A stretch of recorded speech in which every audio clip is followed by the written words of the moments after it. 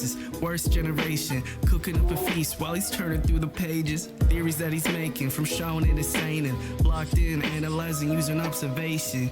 Yeah, observation. Rambling addiction.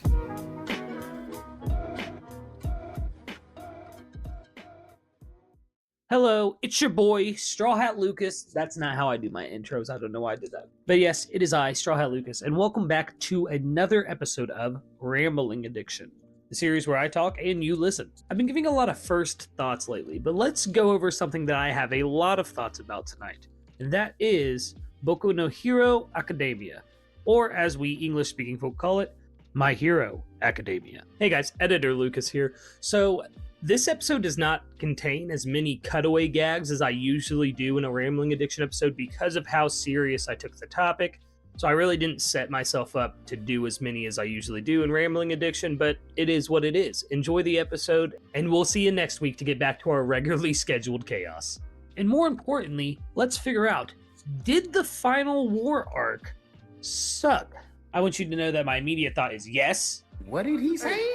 But at the same time, there are a lot of parts of this arc that I enjoy a lot. So why don't we start trying to figure out where exactly things went wrong in what was once a beloved and highly rated series that now is still beloved, but people are kind of looking at it like, you know, baby, what you doing? So yeah, I don't even know where to start here, guys. I won't lie. I have been current on My Hero Academia, which I'm gonna boast about this a little bit because I've told my friends for about 5-6 years, but I found out today exactly where I started at. It was around chapter 124, right when the Yakuza stuff started with Chisaki. So since like 2016 or 2017, I've been reading My Hero Academia weekly. And what a time that has been. I do want to preference before we get too deep into the video that I am not like the biggest My Hero fan. I do enjoy it. I have been week to week for quite a while now, like I said, but at the same time, there were times where I would stop reading for a month or two and just let chapters build up because of the pacing of this final war arc that we're about to go into. I think the best place to start is looking at the arcs before the final war saga began. The final act saga began with the Dark Hero arc, facing the what can only be described as defeat that the heroes suffered during the Paranormal Liberation War arc. We go into the Dark Hero arc. If you're caught up on the anime, you're pretty safe for what I'm about to be talking about, but obviously there will be spoilers for what's been going on currently in the MHA manga. So in the Dark Hero arc, we see that Izuku Midoriya, hey, this guy, Deku.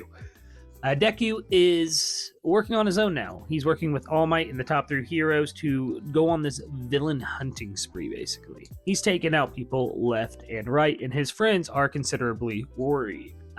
I'm going to keep things brief just so that this video isn't an hour and a half long of me just screaming about the things I didn't like. But this is where the first signs of trouble kind of came up for me, if I'm being honest. This arc itself was great. I really enjoyed seeing this darker side of Midoriya, especially compared to the Midoriya we knew from the beginning of the series and the midpoint, and now in this final third act of the series where he is at the beginning of it. It's almost completely inverse to how he was at the start of the series. He's much more serious, he's less crybaby.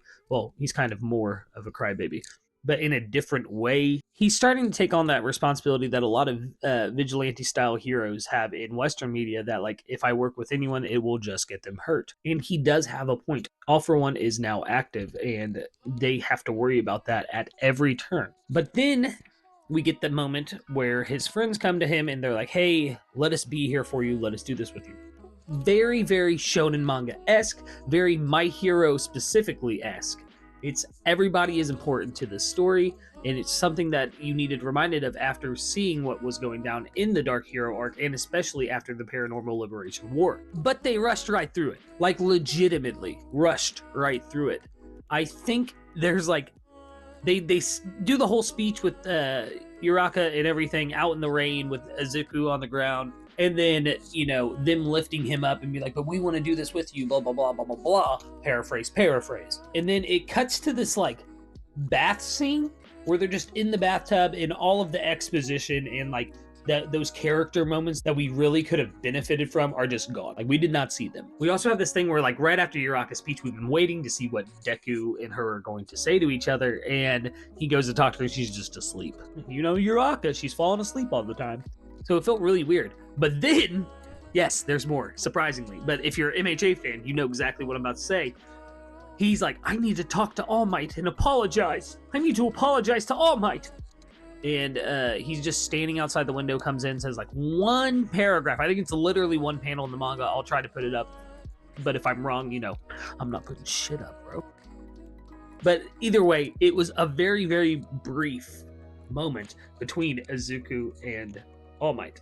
Before I go on to the next arc in the final act saga, I do want to say, though, there was a lot of benefit to Midoriya as a character by doing this Dark Hero arc, and that he learned not only more about the predecessors of One for All, but also how to control a lot of their powers, which we will see came in handy for that final bout. So next arc up is the Stars and Stripes arc.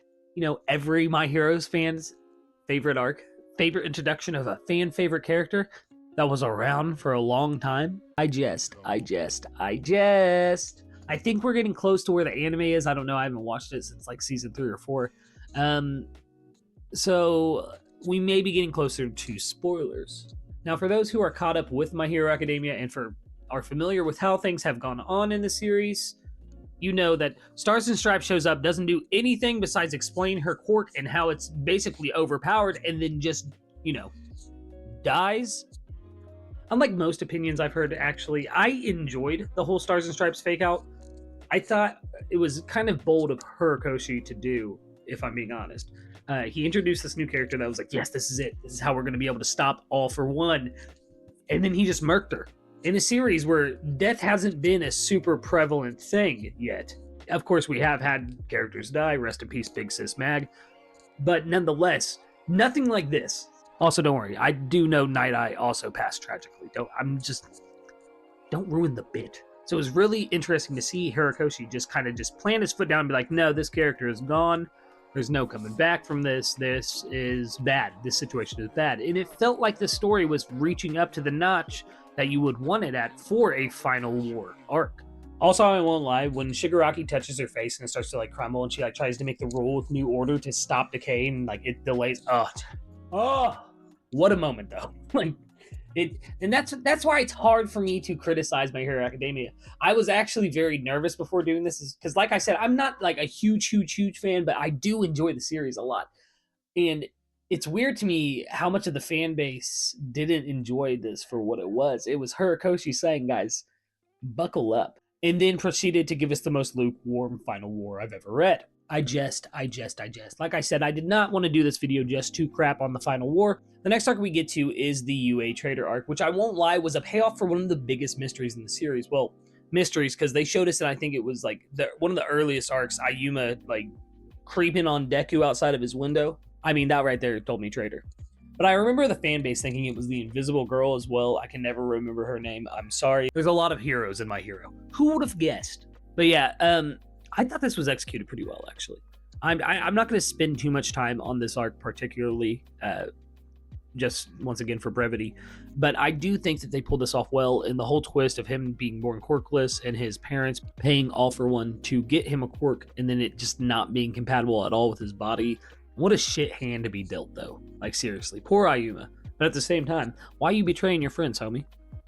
Not cool. So that leads us to February 14th of 2022, when the Final War arc started. Yes, we've been reading the same saga for about 5 years, but the war itself has actually been going on for just over 2 years. So why did it feel like it took forever to hit the climax of this war arc? Well, that's because the pacing was atrocious. There's no other way to say it. It's famously known that during Bleach's ending, they asked Tight Kubo to wrap things up quicker, so he had to rush through the 1,000-year Blood War arc. It felt like they did the opposite to Hirokoshi during this last arc. It felt like they were like, hey man, you need to stretch this out just a little bit longer for it to be successful. I'm actually not going to go into specifics for a lot of moments in this first little bit. There were fights that I liked during this Final War arc, and there was fights I did not. Let me start with something I did enjoy from the start of this arc and everything. And that was Shoji stopping Spinner. it was really nice to finally get some answers on his character, if I'm being honest, because like he was a cool guy, like, but at the same time, it felt like he was just shoved to the background a lot of the times. He got like little bits of character moments here and there, but nothing really. And then we get this beautiful story of how he was treated as a child and why it's perfect for him to be the one to show Spinner the error of his ways. And I really, really enjoyed that.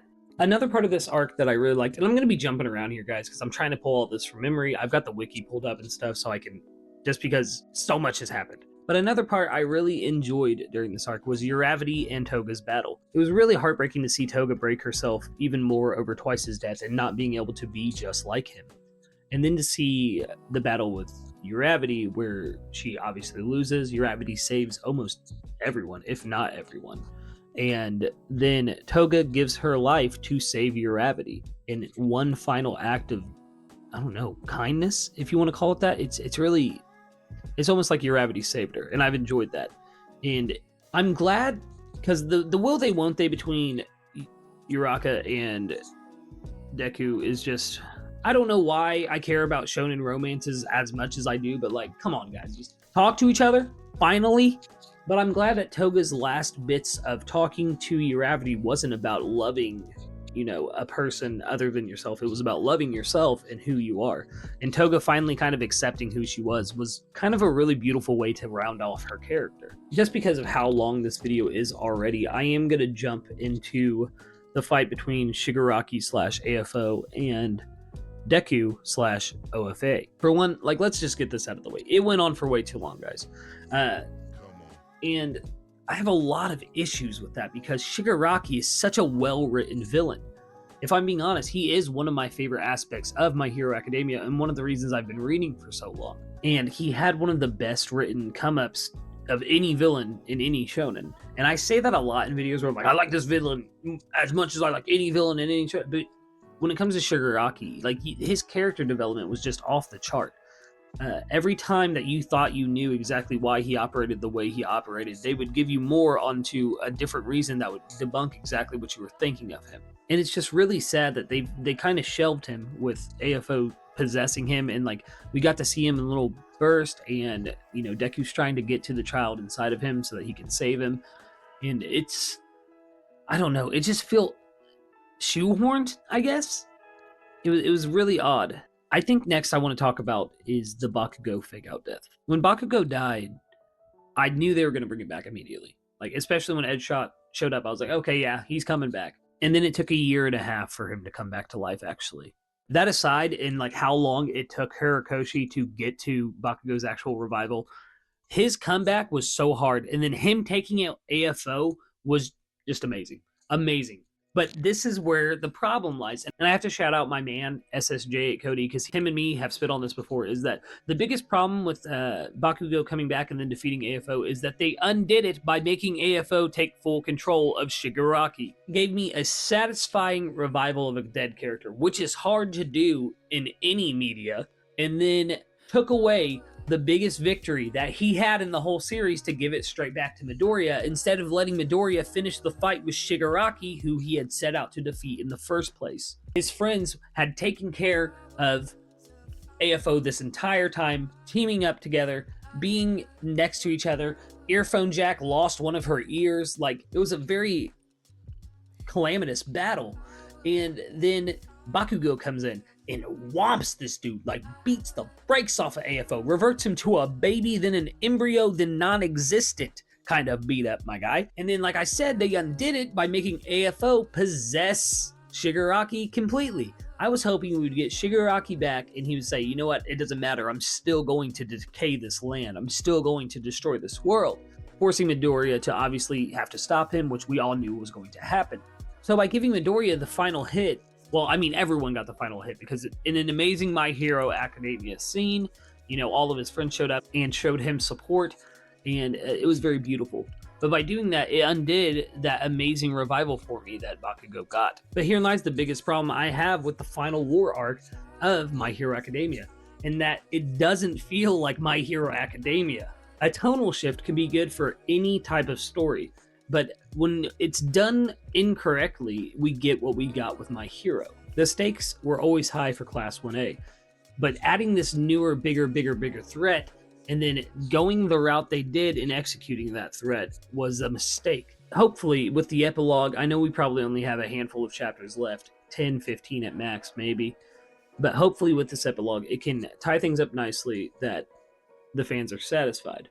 There are millions of problems that I have with the final arc, but it's character moments when they actually went through with the character moments and weren't jumping from fight to fight and character to character to try to keep it going longer, hit. And they hit hard. Even All Might coming in and having the flashback to Night Eye and being like, this is it. I'm going to change history. I'm not going to die here. Was amazing. But it was surrounded by all of these other little moments that weren't. And that was the biggest problem with the Final War arc, to me at least.